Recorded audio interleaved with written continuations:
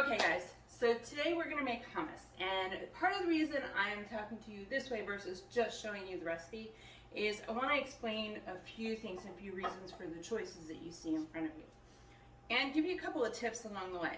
So this garlic tahini, it is a lot like peanut butter. Now typically you could use just regular tahini. It is basically just a sesame paste. So if you really think about it in very simplistic terms, tahini is basically like peanut butter just with sesame seeds.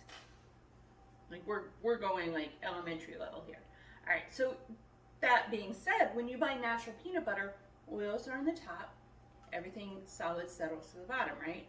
Tahini is exactly the same way. So you need to mix it up really, really well. Once you have, and you go to put it in storage, whether it's pantry or fridge, look at your label. I've actually had some tahini that needed to be refrigerated. A little weird, but I did it. I didn't want to lose my tahini because the stuff's it's expensive. You really don't use very much. This garlic tahini I found at Kroger. Looked interesting. Figured why not. And it's got a weird top. It doesn't screw on. It just pops on. So the way to get around the settling and the oil is you flip it upside down. So then what happens when you go to use it, you store it this way. When you go to use it, gravity helps you when you have to mix it again. All right? Okay, so here's how this works. I'm going to post a recipe that actually has exact measurements, but because this is all about teaching you how to cook and keeping it simple for busy lifestyles. It's kind of been my mantra the whole, every day of my life. Not for any other reason than basically if it takes too long to cook, I get bored and I move on. All right, so here's what we got in front of us. We've got some olive oil, okay? And as you can see, I reuse my bottles. I buy the huge ones and then everything gets put in here. I also have some that are infused in the pantry, but for this recipe, we're just going with traditional. You can actually add flavors, take away flavors. You can put roasted red peppers in here. You just chop them up so that they blend up in the blender really well. Pretty much any combination of flavors that you see in the store on the shelves, you can add to this recipe. Typically, I would use a food processor. My graceful self broke the food processor part of our Ninja last year, and apparently I have not bought a new one. So we are going to go with our NutriBullet and show you how to do it this way. Now the biggest difference between the two is with the NutriBullet, you have a little bit more control over how chunky and how smooth your recipe is. With a food processor, you can get it pretty pureed. But I find with the Ninja food processor, I don't really have a lot of control over that. So I kind of prefer making it in the bullet, which explains why I have not bought a food processor part yet. Because this is really the only recipe I use a food processor for. So, all right, so here's the way that this works. You get a can of garbanzo beans drained. Now, if you are full on making your own recipe, from start to finish, dried beans, making those, then what you want to do is you want to take about a cup to a cup and a half of prepared beans. Means they've been cooked, they've been drained, they're ready to go. All right? And for the most part, you're never really going to get fully drained beans, right? It's just kind of one of those things. Unless you use a strainer, and you know, it's okay in this recipe if there's a little bit of extra moisture, especially since we are using the NutriBullet. All right, so you get the can of beans. You get about a tablespoon or two of the tahini. And at this point, it should be slightly runny with some thickness, just like that. I'm gonna put a little bit more in. I kind of like that nutty flavor. All right. Now it has garlic in it, so it saves me the task of putting garlic cloves in here, but if you like really garlicky stuff, drop some in. All right. lemon juice. A lot of people don't know that traditionally lemon juice is added. Now I know traditionally also olives can be added. I don't like olives, so they're not going in. All right, I use the Santa Cruz Organics lemon juice. Now water, things like that, I can go to Kroger and get just like that Simply Lemon. Whatever you want to use, you can do half a lemon, squeeze it in there if you want. You really don't want that much lemon juice. So it's literally a splash, okay? And I think it just brings out the rest of the flavors. Now, here's the key component, is olive oil. Now, you're gonna look at this recipe and go, oh my God, that's a lot of olive oil. However, if you're looking at healthy fats, right? We've talked about MUFAs, monounsaturated fatty acids.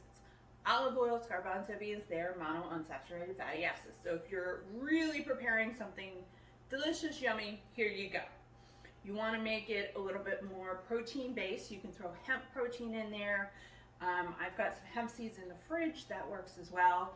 And you put chia seeds in there. You can throw some unflavored collagen in there. I mean, you really can use this recipe for just about anything. It really is a versatile base.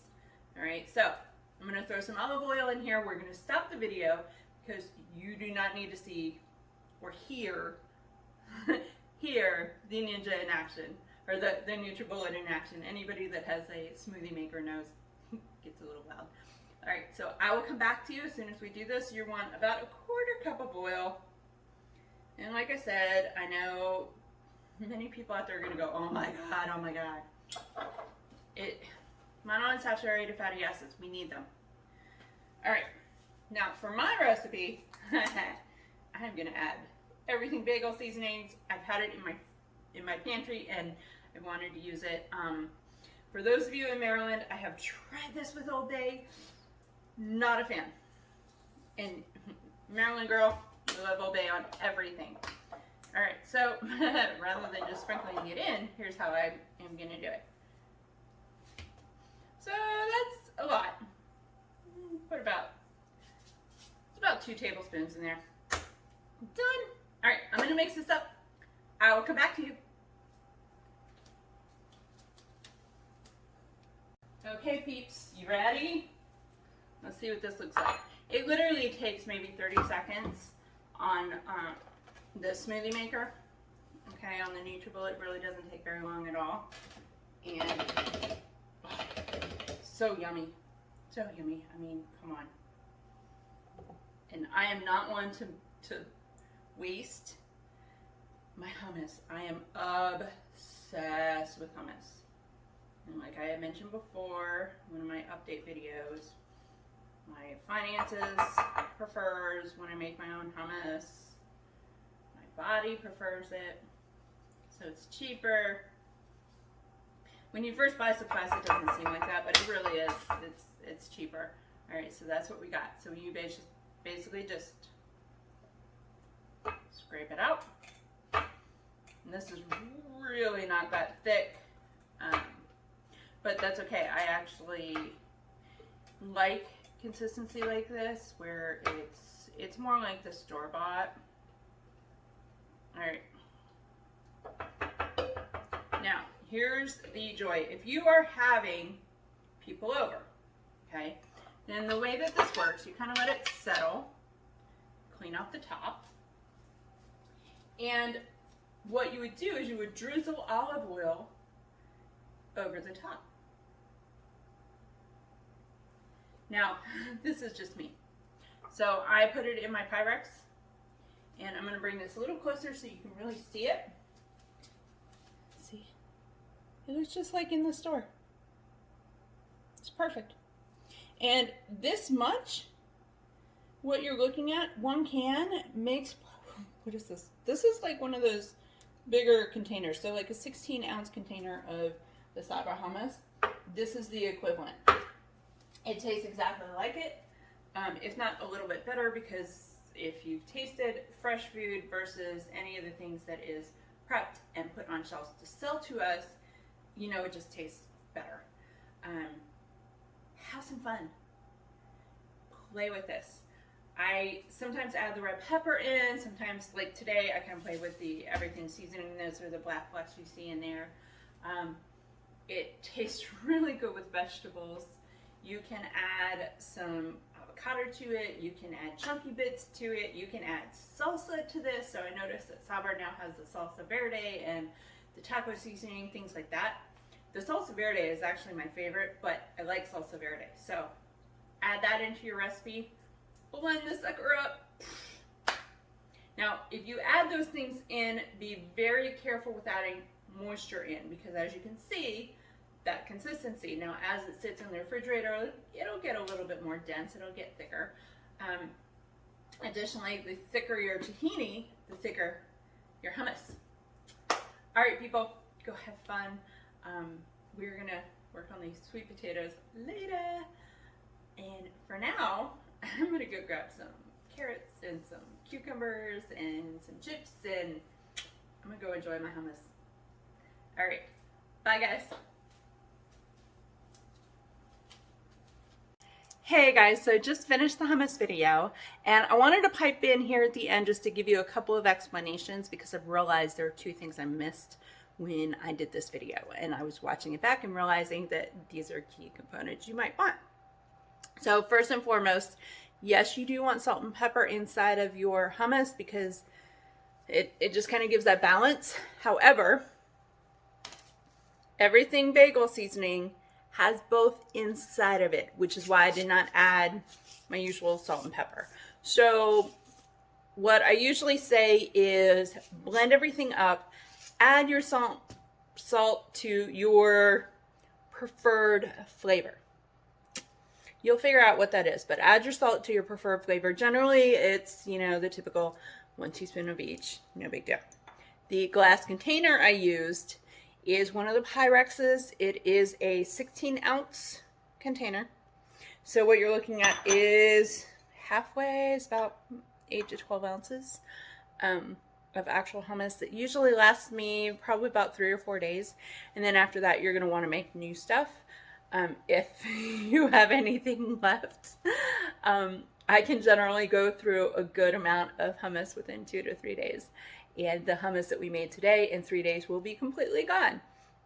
My husband won't even need to help with that. So anyway, enjoy playing with the hummus recipe. This really is just your base. So have fun, enjoy, add the flavors you enjoy, and take away the ones that you don't. And truthfully, if you come out with something that you hate, it's cheap. So you toss it and you start over. No big deal. All right, guys, see you later.